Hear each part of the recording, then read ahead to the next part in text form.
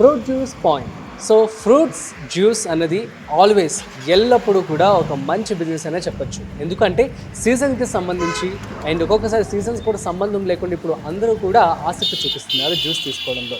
ఎందుకంటే పెరుగుతున్నటువంటి కాలుష్యమే కావచ్చు, లేదంటే పెరుగుతున్నటువంటి వాతావరణం కావచ్చు, వీటన్నిటికీ సంబంధించి అందరూ కూడా హెల్త్ గురించి మంచి కేర్ అయితే తీసుకుంటున్నారు. అందుకని చెప్పి ఈ ఫ్రూట్ జ్యూస్ పాయింట్ ఎవరికి తక్కువ పెట్టుబడితో చేయాలి అని అనుకుంటున్నారో వాళ్ళకి ఒక బెస్ట్ ఆప్షన్ అని చెప్పచ్చు. ఇక ఈ ఫ్రూట్ జ్యూస్ పాయింట్కి సమ్మర్లో మంచి గిరాకీ ఉంటుంది.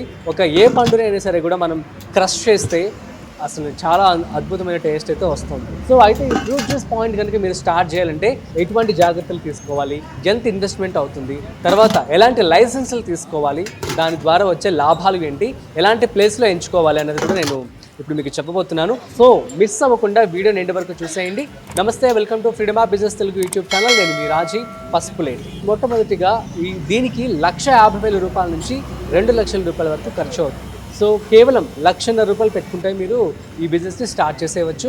నెలకి మీరు ఈజీగా 50,000 నుంచి 60,000 రూపాయల వరకు, లేదంటే లక్షల్లో కూడా మీరు సంపాదించవచ్చు మీ యొక్క గిరాకీని బట్టి, మీ యొక్క ప్రోడక్ట్ వాల్యూని బట్టి కూడా. సో మొట్టమొదటిగా మీరు చూసుకోవాల్సింది ఏంటంటే place is more important.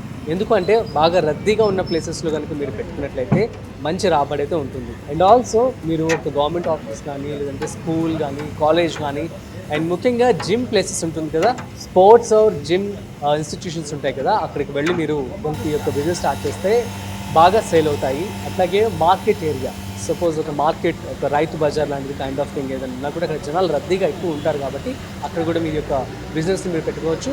So place ఎందుకు ముఖ్యం అంటున్నానంటే, ప్లేస్ కనుక డిమాండ్, జనాలు కనుక ఎక్కువ తిరుగుతున్నారు, యూత్ కూడా బాగా ఉంటున్నారు అనుకోండి, సో మీకే ఈజీగా ఇన్కమ్ వస్తుందన్నమాట. సో ఈ విధంగా మనం ప్లేస్ అయితే సెలెక్ట్ చేసుకోవాల్సి ఉంటుంది. ప్లేస్లో ఏంటి అంటే మీకు రెంట్ అయినా తీసుకోవచ్చు, లేదంటే ఓన్ ఉంటే ఇంకా బెటర్ అవుతుంది. సో రెంట్ ఒకవేళ రద్దీ ప్లేసెస్లో తీసుకున్నట్లయితే దానికి రెంట్ పే చేయాల్సి ఉంటుంది. అండ్ ఒకవేళ ఓన్ కనుక షాప్